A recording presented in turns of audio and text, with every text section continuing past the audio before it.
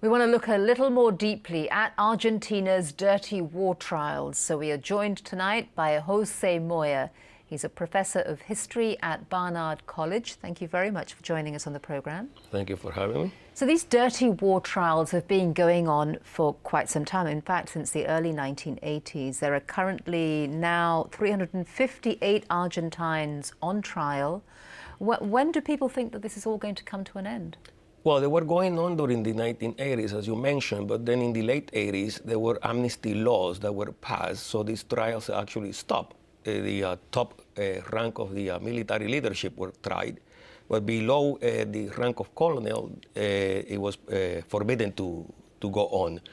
Now, in 2003, the Supreme Court in Argentina considered these amnesty laws unconstitutional, so they have been revived. So it's not that they have been going on consistently, continuously. Do people feel that they're going to get justice at the end of all of this?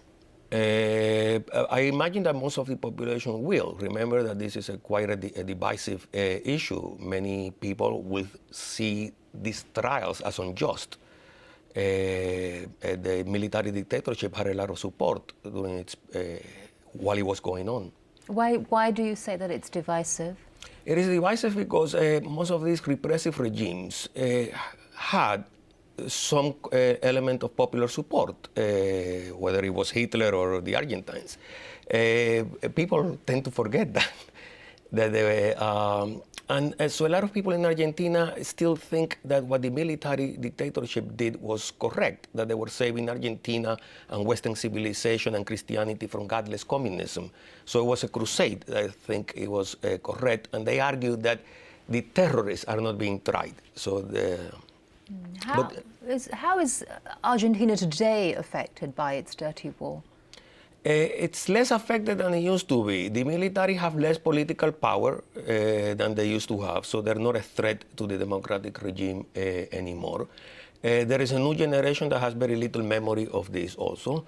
Anyone under the age of 40 or 35 has no memory at all, existential memory. So eventually it will become like Franco in Spain. That is something that fewer and fewer people remember, or eventually will become medieval history. What do you think will finally get the country past this chapter of its ugly history? Well, the population that was responsible for this on either side is aging. So even without trials, they will be dying off. Astiz, the person who's being tried now, is 58, and he's among the youngest, actually. He was only 22 while this was going on.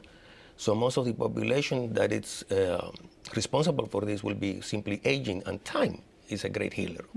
In South Africa, of course, you know, they had the Truth and Reconciliation Commission. Has something like that been tried in Argentina? Do you think it should be if it hasn't? Probably it's too late to do that now. What they did was probably more difficult, and that's why they didn't do it in South Africa, which is to try the top leadership of the country.